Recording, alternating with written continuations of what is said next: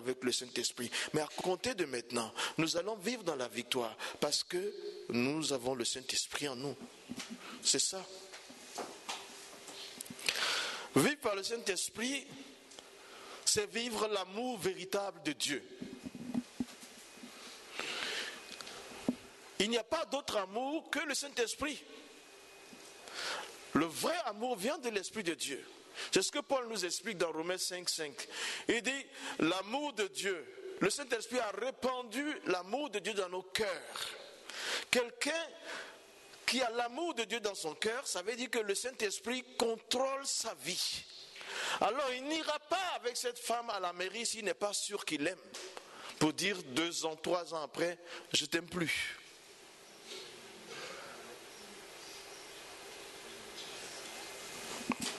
Le vrai amour qui se partage, qui se sacrifie pour l'autre, agapé, n'est jamais possible si nous n'avons pas la vie du Saint-Esprit. Comment peux-tu aimer quelqu'un qui est opposé à toi dans les intentions, dans les avis?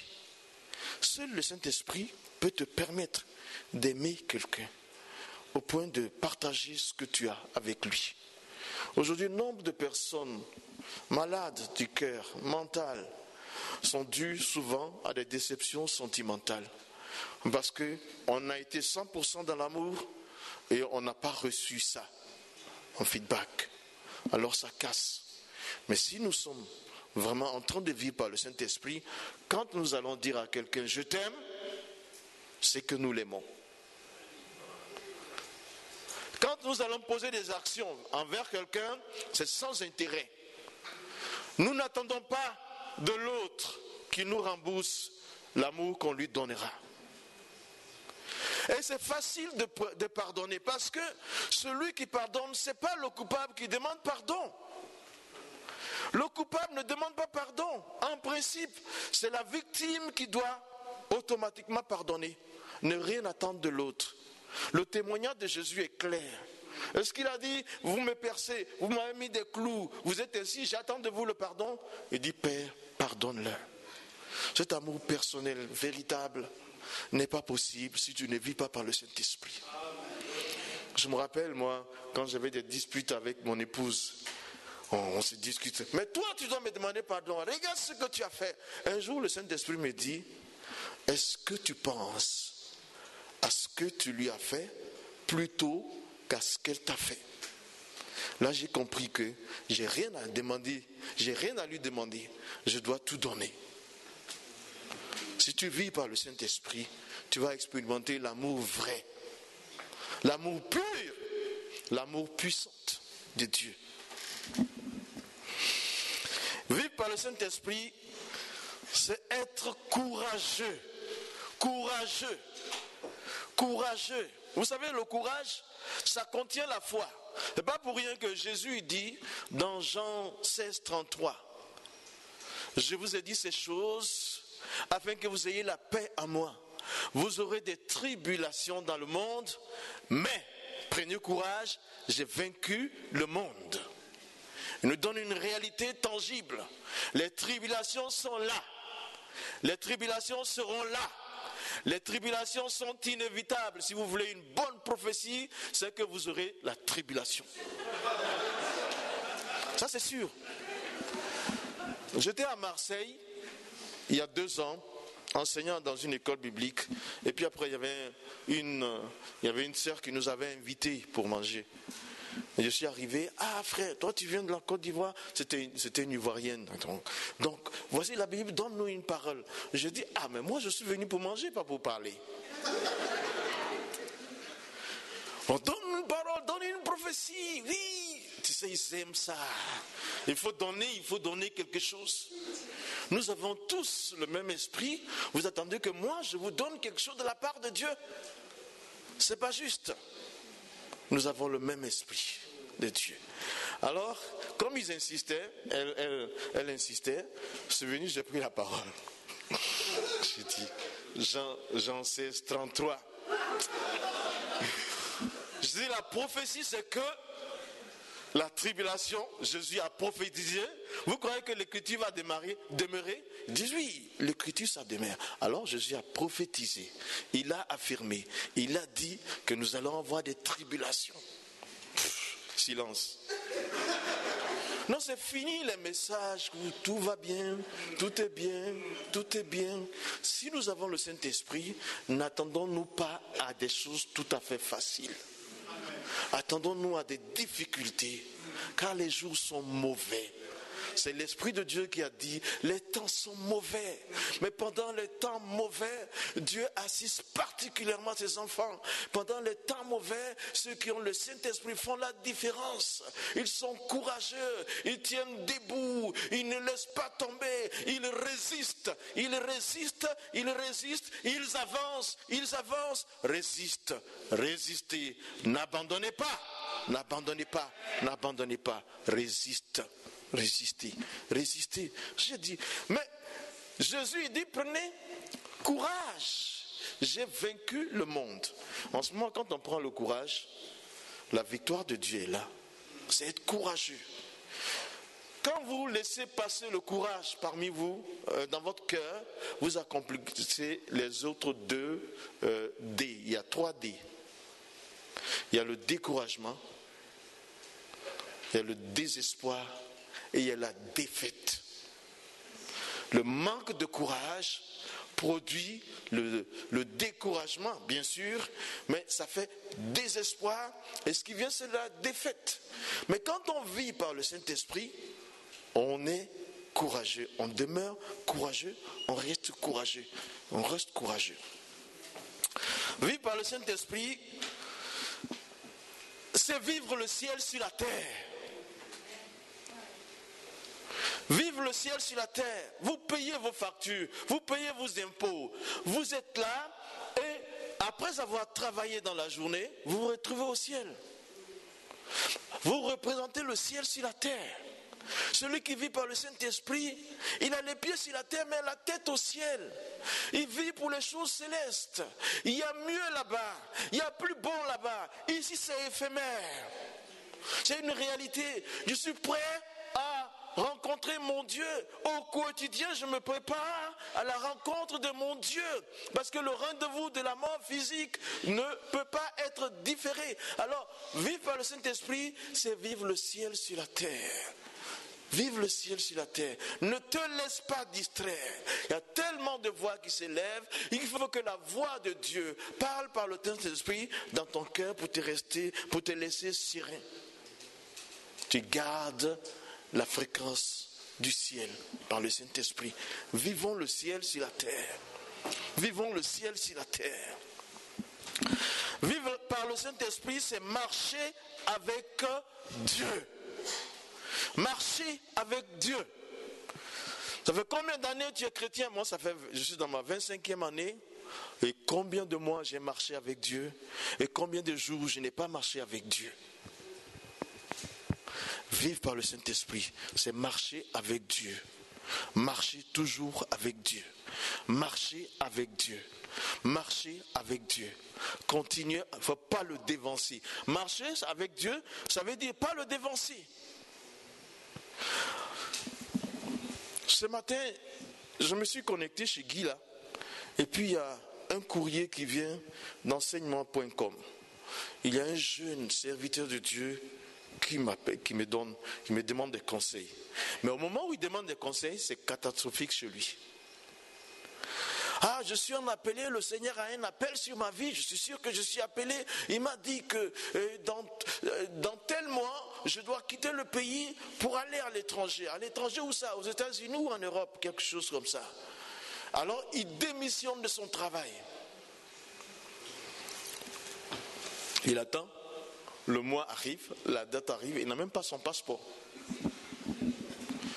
Et maintenant, quand la date est arrivée, elle est dépassée, il est dans une église, il y a une prophétie qui vient, qui dit, oh, dans 3 mois, tu iras là-bas, tu restes ici, ça va s'accomplir dans 3 mois.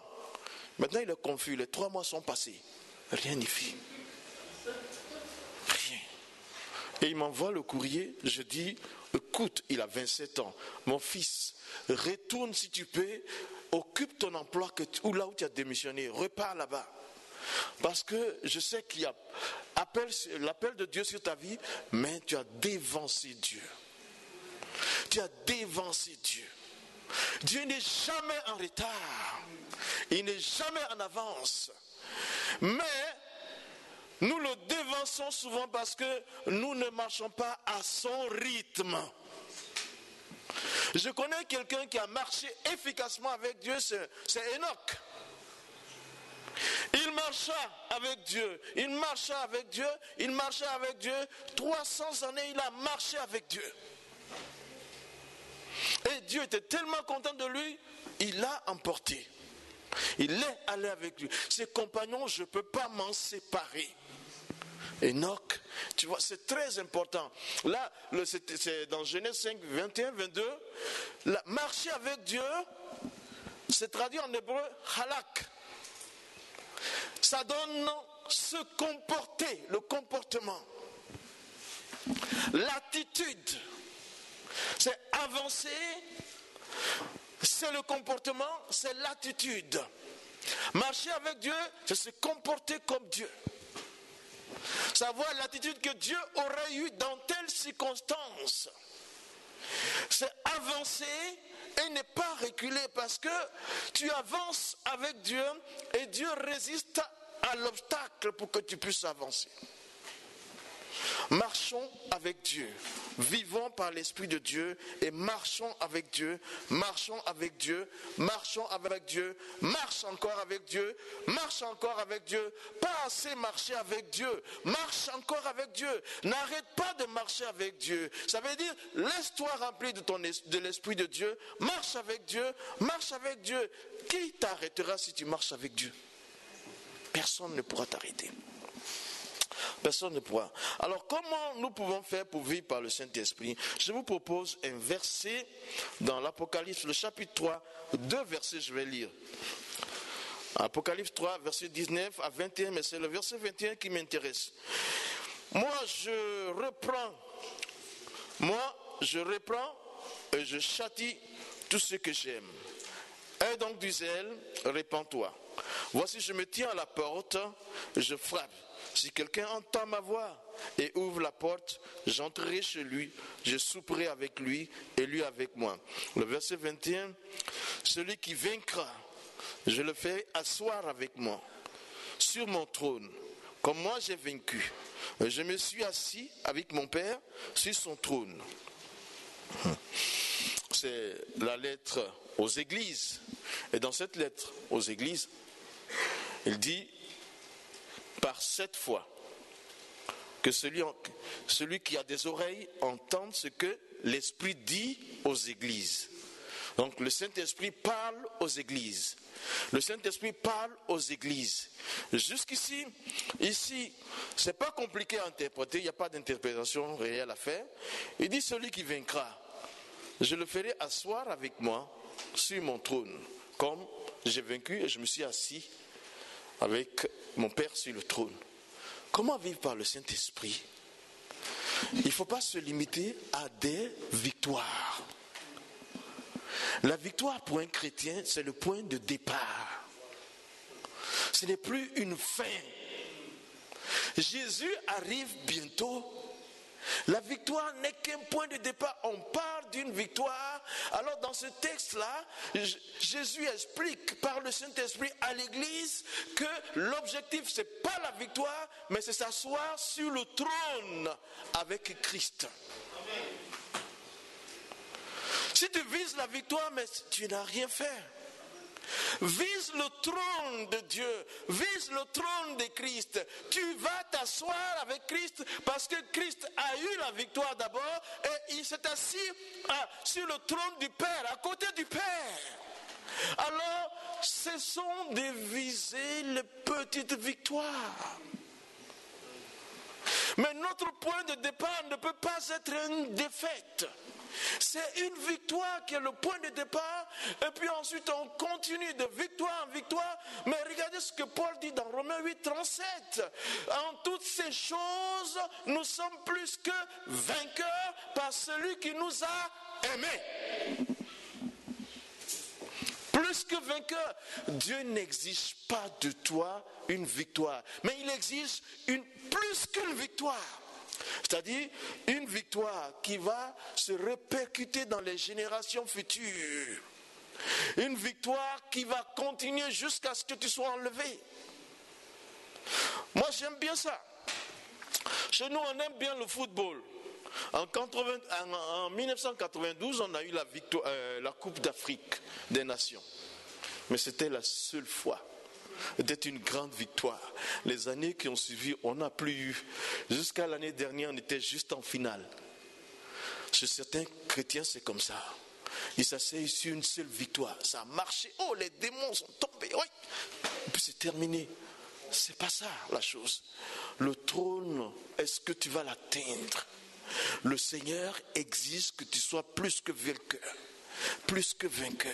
Alors, pour pouvoir s'asseoir sur le trône, il faut être plus que vainqueur. Mais, d'abord, il faut que le trône de Christ soit établi sur toi-même. Avant de t'asseoir sur le trône, partager le trône avec Christ, il faut que son trône soit sur toi. Tu acceptes le règne de Christ sur toi, sur tes pensées, sur tes émotions, sur tes capacités, tes compétences techniques, même tes dons spirituels, tes talents. Le règne de Christ doit siéger dans ton cœur, dans ton âme, dans ton esprit. Si Christ règne sur toi, il régnera. Et s'il règne dans tes activités, tu t'assiras à côté de lui. C'est en cela seulement. Et le règne de Christ sur nos vies donne la liberté au Saint-Esprit de nous remplir à tout moment, de vivre avec nous, d'être à l'aise à l'intérieur de nous. Mais attention, ça va exiger la pointure de ton caractère. Ça va exiger ta personnalité. Ça va exiger ta compétence. Ça doit être sous la domination de Christ. Dans un pays qui est très rationnel comme la Suisse, il faut oublier, ce n'est pas ici que ça se passe, c'est là que ça doit se passer. Dans le cœur, laisse le règne de Christ siéger. Alors, tu vivras par le Saint-Esprit. Tu vivras par le Saint-Esprit. Paul a guéri par la puissance de l'Esprit de Dieu un homme qui était impotent. Verset 19, alors survint d'Antioche, d'Icône, des Juifs qui gagnèrent la foule et qui, après avoir lapidé Paul, le traînèrent hors de la ville, pensant qu'il était mort. Mais les disciples l'ayant entouré, il se leva et entra dans la ville. Le lendemain, il partit pour Derbe avec Barnabas. Quand ils eurent évangélisé cette ville et fait un assez grand nombre de disciples, ils retournèrent à Lystre, à Icône et à Antioche, fortifiant l'esprit des disciples, les exhortant à persévérer dans la foi et disant que c'est par beaucoup de tribulations qu'il nous faut entrer dans le royaume de Dieu. Ici, comment vit par le Saint-Esprit? On a un témoignage de Paul ici. Quelqu'un a été guéri par la puissance de l'Esprit de Dieu. Il a annoncé la parole et il arrive. Maintenant, il est en train d'annoncer à Derbe. Alors les Juifs qui arrivent d'Antioche, d'Icône, ils viennent et ils arrivent à soudoyer le peuple qui écoutait. Et puis ils commencent à frapper Paul, à le battre. Le seul tort qu'il a eu, c'est de prêcher l'évangile par le Saint-Esprit. À le battre au point qu'ils l'ont traîné hors de la ville, l'ont lapidé, ils ont cru qu'il était mort. Et c'est alors que la Bible nous dit que les disciples sont venus vers lui. Mais où était-il quand on le battait? Chacun a sa persécution, mon frère. Ne dis jamais les frères ne m'ont pas visité. La sœur ne m'a pas visité. Quand je souffrais tant. Tu dois vivre ce que tu dois vivre. Le Seigneur est un consolateur à tes côtés. Il s'occupera de toi. Parce que le paraclet, c'est le défenseur en fait. C'est l'avocat, mais c'est le défenseur. C'est le symbole, c'est le signe, c'est l'image du porteur d'âme. Le porteur d'âme, il est là. Quand on va te frapper, il part ça pour toi. Le paraclet, il est là. Le Saint-Esprit est avec toi. Ce que tu dois souffrir, tu vas le souffrir, mais le Saint-Esprit t'aidera. Ne regarde pas que le frère n'est pas venu, la sœur n'est pas venue. Laisse tomber. Déjà, le consolateur est là. Alors les disciples sont venus s'arrêter après qu'ils soient, je ne sais pas quoi, dans un coma ou... En tout cas, ils l'ont pris pour mort. J'aurais voulu, pendant qu'ils le tapaient, que les disciples qui sont aussi remplis de cet esprit se tiennent devant. Laissez, on se battra. Non. Qu'est-ce qu'il fait? On va prier pour lui, il prend le coup. Mais c'est dans le ministère, on ne peut pas faire autrement. C'est ça.